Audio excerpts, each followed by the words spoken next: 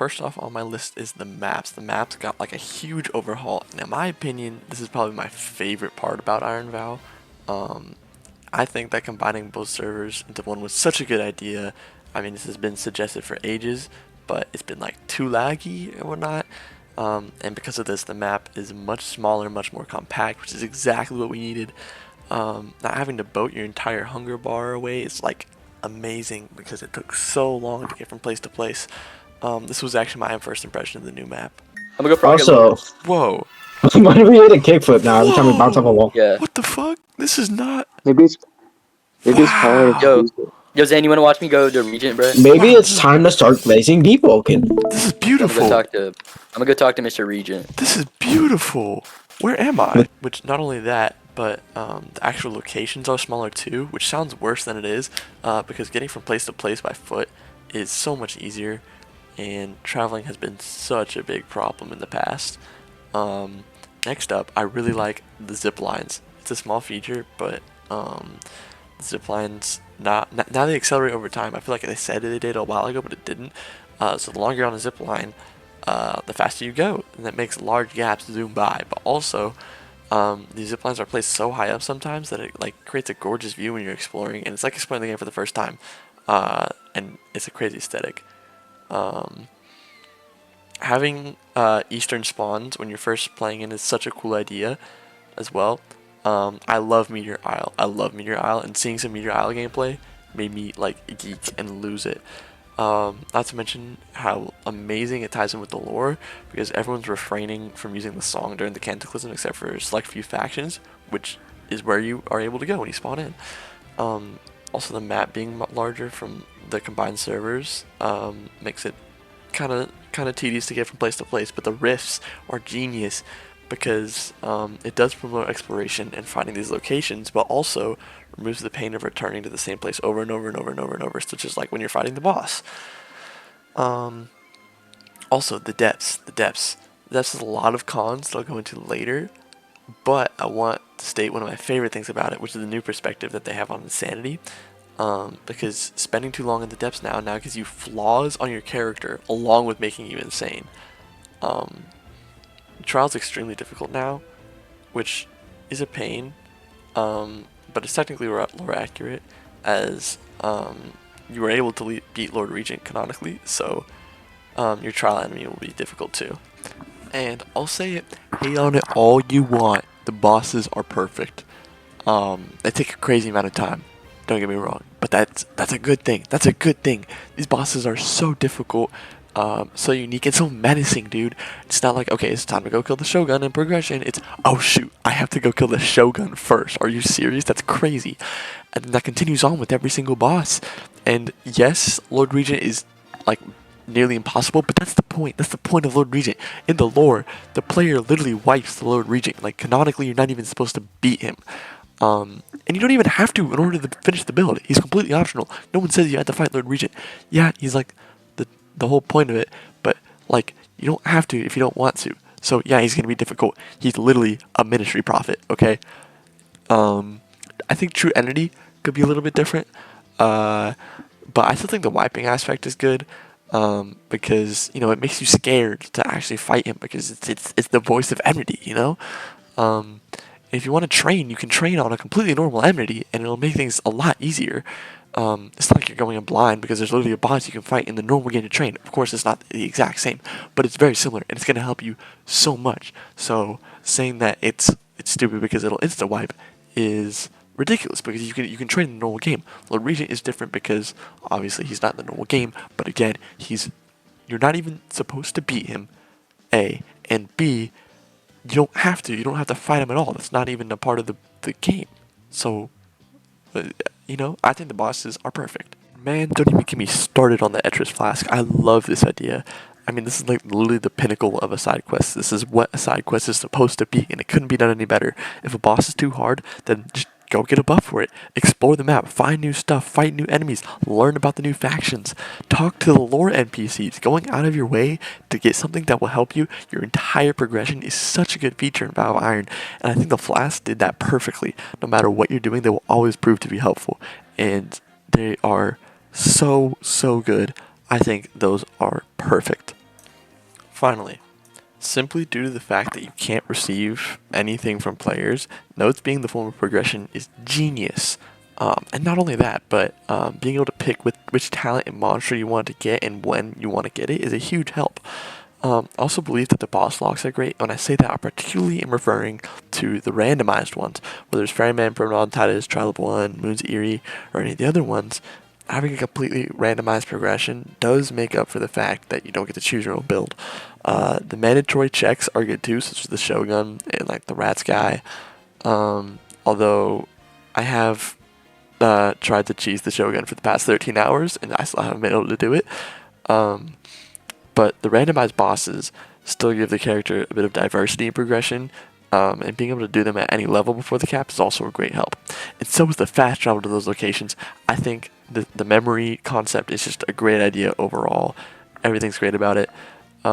However, that does conclude most of the good things about the update. So now this is going to take a turn for the worst, and we're going to get into the bad things about it. Hello, this is Editor Whack here. Just as a little key to what's happening here, I wrote I didn't actually write a script for the bad, but I did write a script for the good. And I made this script and I read this script because this video I procrastinated on for a long time. But I wrote the script and read that part before I beat Vow of Iron. And the bad I improved after I beat Vow of Iron. So that's just kind of an indication on where I stand currently. Alright, so you just booted up Vow of Iron for the first time. You're progressing, and then you reach Shogun. You die. And this is on release, right? So every death, obviously, sends you straight to the depths. There is no rusty like there is in the regular game, which is already quite ridiculous in my opinion.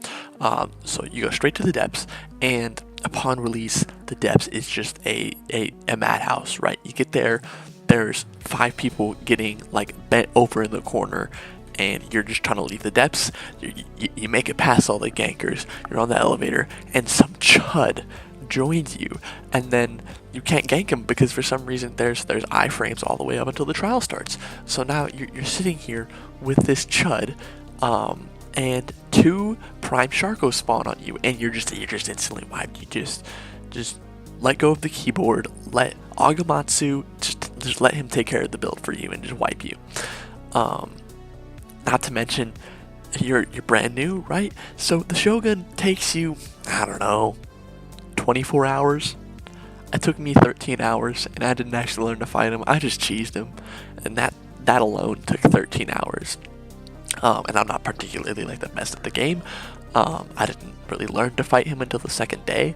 But just the depths was such a terrible place, and the fact that the Shogun, not only was he difficult, the fact that he's difficult is great because I think it's a hard game mode, and it should be difficult. But the fact that you can't progress past Shogun, there is no alternative. You're hard stuck at level 5. There's no way around that. There's no way to get more power, to get stronger, to beat him. Besides Etcher's flasks, with the exception of different mementos, which I think is the most ridiculous thing ever. So you're telling me that there are inherently better mementos than other mementos? I think that is absolutely like outrageous, because the fact that, because I'm a Flame Charm fanatic, I love Flame Charm, just like, you know, the Flame Charm lore, like Pleatsky, I think all that is really cool. Layer 3, stuff like that. So when I open the game and I see that there's a Pleatsky Worshipper memento, I'm like, oh my god, this is sick. And after a few days, my friends, they're all playing the Berserker memento, and I realize this is quite ridiculous because you have a heavy weapon with 100 heavy, I believe 100 heavy, it might even be more, 100 heavy, taunt, Berserk, Rush Hour, all on one build. And you're gonna tell me that is the complete same free to play. You don't have to earn it as the Pleatsky one, or the assassination one. Actually, I don't know if the assassination one's free, but the fact that there's a memento with so many PvE mechanics. Keep in mind, this is a PvE game mode. The core basis of this is to kill enemies and bosses, not players. We'll get into the PvP memento bullshit later. So it's a PvE game mode, and there are mementos that are just have so many more PvE features than other mementos, and I think that is ridiculous because that incentivizes you to play these specific mementos. So you're stuck playing Breaker and Berserker, and with an exception of a few others, those being the PvP mementos, which is stupid, right? The fact that there's PvP mementos in a PvE game mode, in a game revolved around killing bosses and monsters. There are specific characters that are designed to kill people when you are completely unequipped to defend yourself, right? Like there's the for example the Moon's Eye one, right? The Moon's Eerie one, where you have to kill the bosses. That build has 0 fortitude, 0 vitality. It probably has about 300 to 350 health. There is no possible way you are remotely prepared to defend yourself against something like Void Glutton, for example, which has no health cap at all. Actually, you can be completely immobile, but you can have hundreds upon hundreds upon hundreds of health with one kill, right? With one kill, I went all the way up to about 550 health with the right kit, right? And that's actually how I beat Regent, which is ridiculous. That PvP mementos are more stable for Regent than PvE mementos. You think Berserker, the PvE memento at its core, you got Rush Hour and whatnot. But no, I've tried it on nearly every memento. I've tried Lord Regent, and the only time I was actually successful was on Void Glutton, and the reason was because of its healing factor and all that. And the fact that you're gonna put those in the game, I think is ridiculous, because you can just out heal if you have enough food. There's nothing you can do, let alone you're underprepared to begin with. So the fact that there are some mementos that have 300 health, such as the Moon's Eye one, running up against the 550 health ones. Against Regent, it doesn't really matter, because Regent doesn't have a lot of health. He's like, what, 8,000 or something like that? That's less than a Bone Keeper amount of actual health. He just does a lot of damage. He attacks fast. So what you really need to sustain. You need sustainability. But that's completely irrelevant when you have 300 health. There's only so much you can do, right? So PvP mementos are the key to winning Vial of Iron, which I think is a terrible concept. The fact that they're even in the game pisses me off. And it gets so much worse when you enter the depths, right? Even now, when everything's fixed, all the trials instance now, there's the trials easier. You can leave if someone enters your trial last minute. Even with all those fixes, because at the time of release, it was literal hell on earth. You'd enter, and there's just people attacking you. You're lucky to make it to the elevator, and you're lucky to make it on the elevator at max health, because you can't heal. You have to use one of your flasks if you want to heal if you get hit. And you're lucky to make it up there max health, let alone without anyone on there, because then there's 2 power limits on you, and you just get bent over. So that's great, but that's not a problem anymore, right? But even still, you go to the depths post Rat King, which, by the way, I think is a great boss. I love the Rat King. I think it's a great boss. No complaints there. But post Rat King, you go to the depths. You're ready to fight Entity, but before you fight Entity, you do a little bit of depths grinding, right? You kill some enemies, bring the chest over. But there's someone else there that are also killing enemies, and you do about 90% of the damage against the lionfish, for example, and then that guy shows up and does the last 10%, and for some reason he gets the chest. He gets the chest. You don't deserve the chest, even though you fought the boss. You took, or not the boss. You fought the lionfish. You took the damage. He just showed up, whacked its tail a couple times, and now he gets the chest. He gets the money. He gets the corruptions ring. He gets the ignition gauntlets, or reforged gauntlets, whatever the fuck they're called, right? He gets that now, not you. You don't deserve it. So no, you don't. And of course, after a while, your insanity starts to go up. So you can only do so much grinding, which is fair. Except let's say you're fresh out of Rat King, and then a Void Glutton shows up. You get depths ganked. You're still level 10, or you get ganked and get sent to the depths. You're still level 10, right? There's no leaving. There's no leaving. You have to fight Entity, whether you're the level or not, whether you talk to the actual Rat King in the lobby or not. For some reason, your character, even without knowing, still knows to make the deal with the voices. So whether you want to or not, you are still fighting Entity at level 10 right after Rat King. So you better hope you don't get ganked. And like I said, this ties back to the insanity thing. If you have too much insanity, you're going to be serving during Entity. You can't just leave and clear your sanity and come back and depth grind more. No, you don't get to.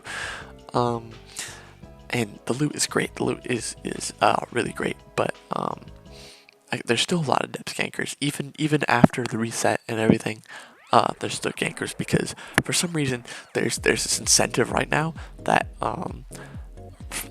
people think that in order to get Void Glutton, you have to depth gank, which isn't true. You can kill people in the overworld.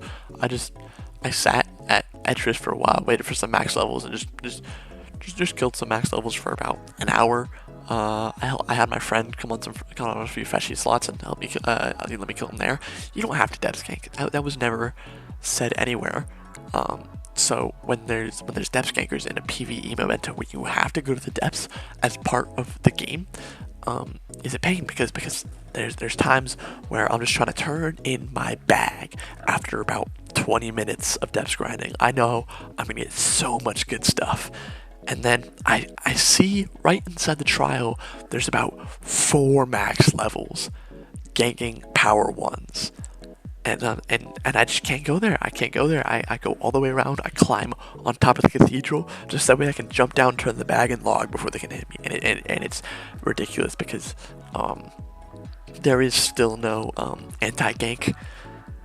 If you get 5v1'd in Iron Vow, there's nothing you can do. There is no anti-gank. There's no assistance of like in the most recent update, the Link Strider nerf in Pathfinder, but there's nothing like that in Vow Iron. You're just gonna get bent over. So that's also a problem. Emerny isn't too bad. I don't have too many complaints with it. I think it's a great boss. The new edition is fine. The new moves, he's faster and whatnot. I think it's kind of a struggle to die over and over and over and over and over and over and over and over. And like for what, every time you die you have to fight Shogun again and Rat King again, and it's not like it takes long. It'll take like 15-20 minutes to get back there, but it's just such a repetitive process. You're doing the same thing over and over and over. I can do Shogun with my eyes closed at this point, and that's not something I want to do. I want to be fighting Regent more and Enmity more, but it's not as bad as Regent. I think that Enmity is fine where it is. I'm not a huge fan of the wiping, but I do think that it makes it difficult but not unplayable. Like difficult in a good way. But now we get to Regent, right? So after about a week, maybe a little less than a week of playing Valve Iron, I finally killed Heart of Enmity for the first time. I made it out. I got to level 20. I min-maxed as much as I could. And me personally, I didn't want to spoil myself, so I didn't watch a video of the fight. I learned the fight as I played. But you'd play the game, you'd max out the build, you'd go back to the depths after killing Enmity to get some more gear, and you come back, you're all ready to fight Regent, and the barrier's up. I remember taking my weapon and breaking the statue right when I beat Enmity. Why is there a barrier? And I'll search all over the Discord. People will say join a really old server, and then you have to kill the Shogun on the bridge. Which, first off, how does that even get implemented in the game? How do you mess up? I don't even know if that's a mess up. I think it's a mess up because they fixed it in this update on January 2nd. So this was obviously a bug. How do you even do this? Why do you have to join an old server? How does that even work? And why do I have to do that? I broke the statue. And sometimes it doesn't work at all. Sometimes it's over. Sometimes it's actually over. It got so bad to the point that I started making the Moon's Eye build specifically for the purpose that it had shadow travel, and I could shadow travel through the wall. That's the only reason I did it. And because it had 300 health, Regent would just one-shot me and one-shot me and one-shot me. So it took a lot of attempts, and Regent is difficult, and that's okay. But Regent wiping you is the most ridiculous thing ever, because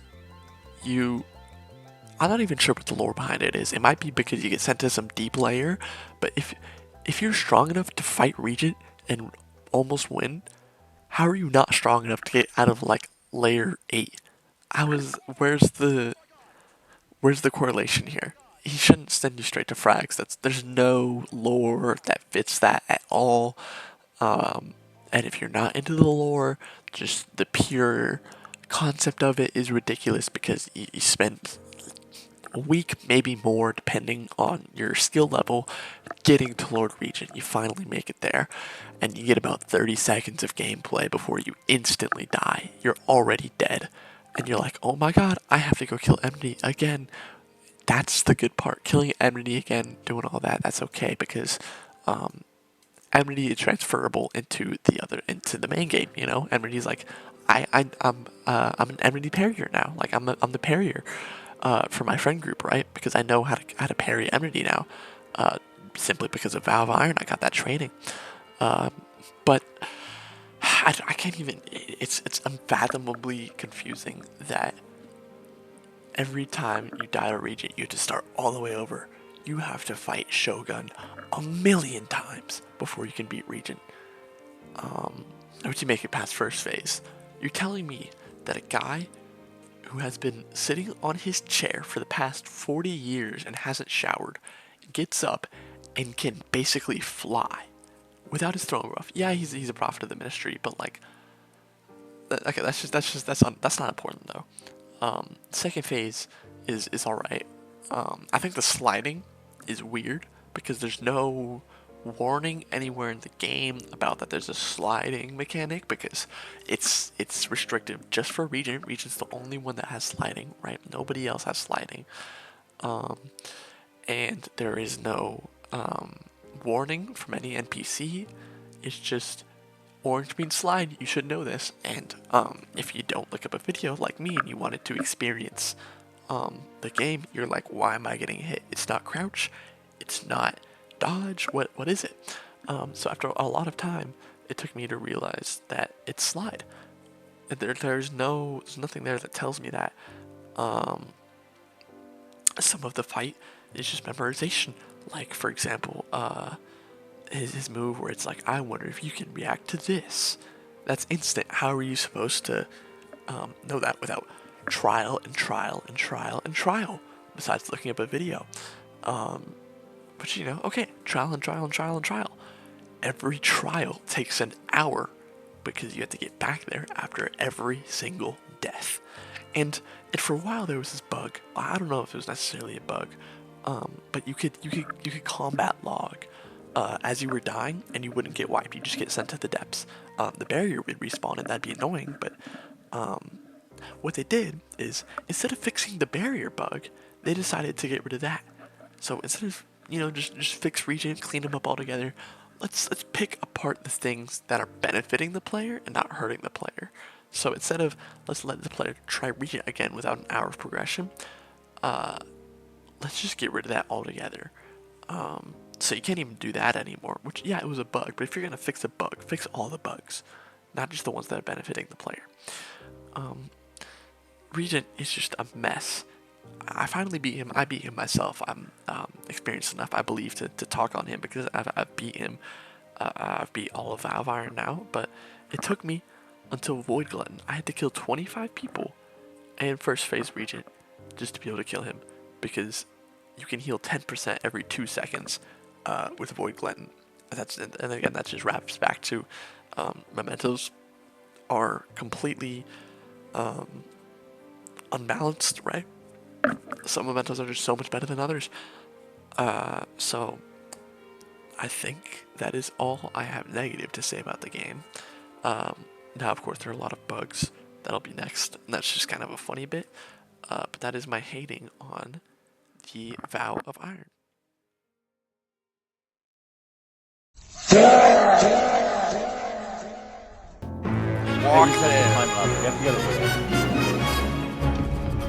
Why is Titus here? Why is Titus at my spawn? No! No! I just spawned in! Get me out of here! Swings! Wait, it actually is Titus Juvenitis. No, get off me. Oh, I'm getting air comboed. I'm getting air comboed. Yo, I genuinely hope whoever made that name gets fired. No. I don't believe you guys. It is. No, that's his name. I'm dead. I'm dead. You just tell me. Okay, cool, I'm dead. You got clipped by Titus Juvenitis, Cole. You should have locked your bucket. No, you don't understand. I just got air comboed and instantly died.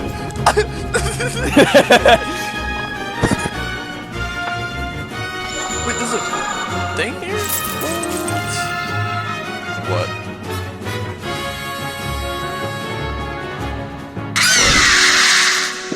What's happening? This game's so freaking broken.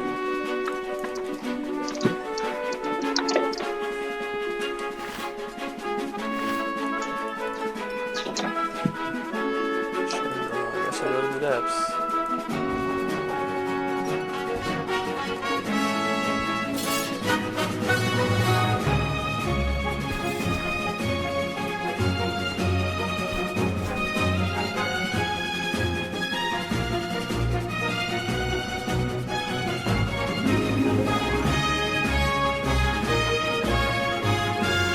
Actually, I like Genshin with Crashing out on each other. like when it first came out, it was actually cool.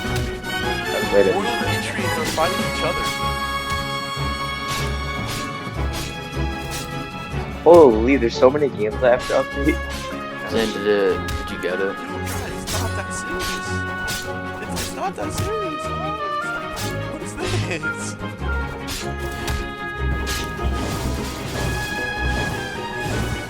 He's did 4 dashes in a row. Oh, that wasn't smart. You pass like you. Yeah, second his block attack isn't, or his dodge attack isn't working out there. Oh, and just one more thing before we go. One more bug that's not really a type of clip farm thing. It's just kind of pisses me off. Like I said, I really like Flame Charm. The Flame Charm builds get Ascended Phoenix Flames, and those proc the exact same time as your Echo Shards do. And it overrides the Echo Shard. So not only does it put you at 30%, but it also uses up your Echo Shard and goes on cooldown. So it essentially nerfs your Echo Shard from 75% down to 30%, and there's no avoiding it because it's not a talent you pick, it's a talent you obtain after killing a boss. So after you kill Shogun or Entity, depending on which build you're using, you are stuck like this permanently.